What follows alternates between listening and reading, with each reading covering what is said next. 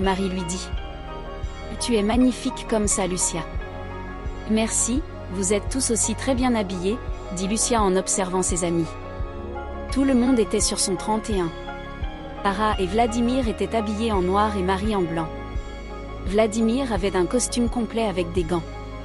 Sa veste, son gilet et sa chemise étaient décorés de liserés rouges foncés représentant des roses. De plus, sa pochette représentait elle aussi une rose avec aussi un pins en forme de rose. Ara était en robe noire avec des gants ayant les mêmes motifs que Vladimir. En autre apparat, elle porterait un collier noir avec un pendentif en forme de rose et du rouge à lèvres noires. Pour Marie, elle avait une robe toute blanche immaculée, des gants dorés et des boucles d'oreilles en or. « Où est Léo ?» demanda Lucia après avoir regardé toutes les personnes présentes.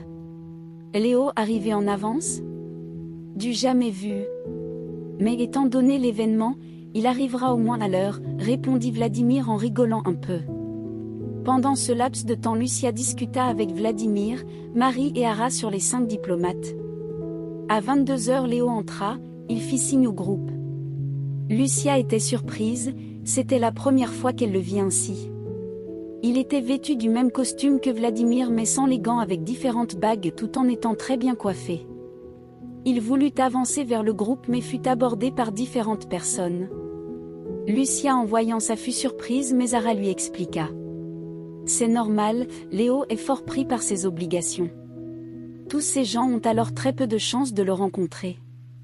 Léo est si connu. Pour le commun des êtres vivants, son visage non. Mais pour les personnes importantes ou renseignées, oui, dit Ara. Il s'en sortira d'ici 5 à 10 minutes, ne t'inquiète pas, ajouta Vladimir.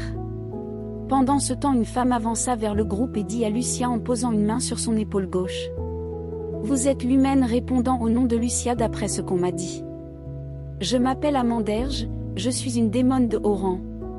Lucia fut surprise par son arrivée et sa tenue laissant peu de place à l'imagination. Ravie de vous rencontrer Madame Amanderge. Amanderge effectua un sourire rempli de malice et continua.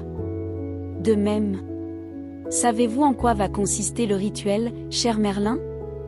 Lucia fut étonnée d'entendre ce nom, Merlin, émanant de sa bouche mais Vladimir coupa la conversation. Madame, Amanderge fronça les sourcils et le coupa pleine de mépris.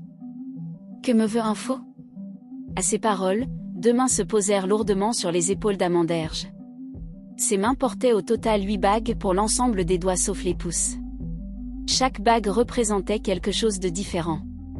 En partant de l'annulaire droit en allant à celui de gauche, il y avait dans cet ordre, une épée en argent, un flocon blanc, une flamme noire, une rose rouge foncée, une main en acier noir, une tour en or, une dague avec des ailes noires et un X en bois. C'est cette dernière qui interpella le plus Lucia. Amanderge se retourna avec des yeux craintifs et vit Léo qui la regardait droit dans les yeux avec un petit sourire plein de rage.